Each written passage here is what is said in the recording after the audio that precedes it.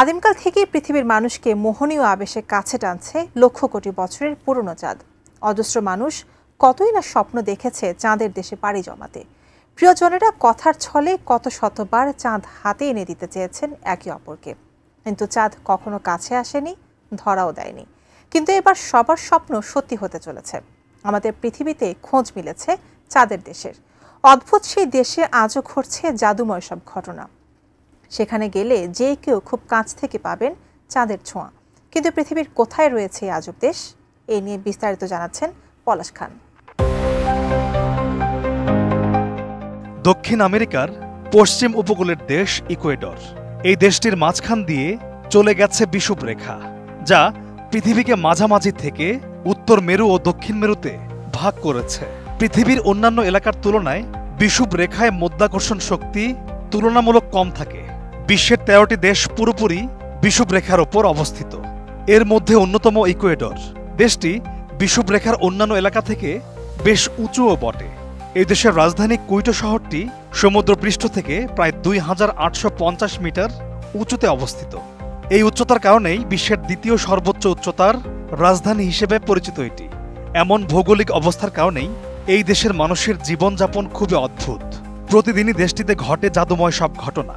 আরও বিস্ময়কর ব্যাপার হলো, এই দেশটির একটি পর্বতে চাঁদ নেমে আসে। নিজ হাতে ছোঁয়া যায় চাঁদকে। কিন্তু সেটা কিভাবে সম্ভব? আমি বুঝি নির্মাণের শিল্প, সালাম স্টিল বোঝে ডিউরেবিলিটি। সালাম স্টিল, মোস্ট ডিউরেবল স্টিল। বিস্ময়কর মনে হলেও এটা আসলে সত্যি। এই দেশ থেকে চাঁদ ছোঁয়া যায়।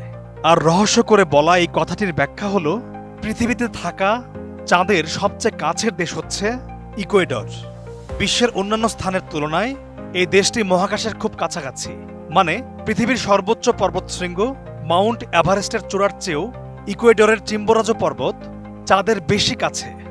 অদ্ভুত এই স্থান থেকে শুধু চাঁদকেই সবচেয়ে কাছে দেখা যায় এমনটা নয়, ভৌগোলিক অবস্থার কারণে এখানে সূর্যের তাপও খুব প্রখর।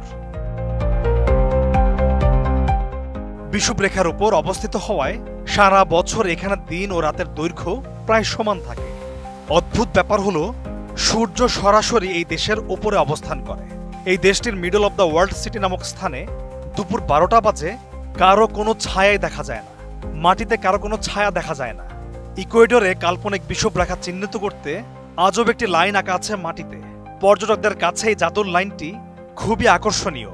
এই লাইন বরাবর পৃথিবীর আকর্ষণ ভিন্নভাবে কাজ করে। কেউ যদি বিষুবরেখার চিহ্নিত এই লাইনটি দিয়ে হাঁটতে চায়, তবে সে কখনোই সোজাভাবে হাঁটতে পারবে না। কিছুক্ষণের মধ্যেই পড়ে যাবে সে, কারণ এই অদ্ভুত রেখায় কোরিওলিস বলের প্রভাব শূন্য।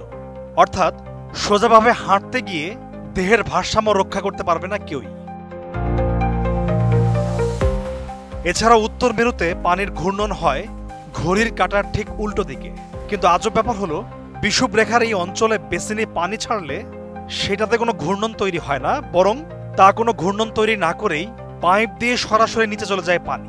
এছাড়া এই স্থানে যে কোনো সরু বিন্দুর ওপর খুব সহজেই কোনো কিছুর ভারসাম্য রাখা যায়। যেমন একটি পেরেকের ওপর সহজেই ডিম বসিয়ে রাখা যায়। জীববৈচিত্র্যের জন্য দেশটি বেশ জনপ্রিয়। এখানে রয়েছে ইউনেস্কো হেরিটেজ গালাপাগোস দ্বীপপুঞ্জ, যেখানে 9000-এর বেশি প্রজাতির প্রাণীর দেখা মেলে। পলাশ খান, এটিএন নিউজ।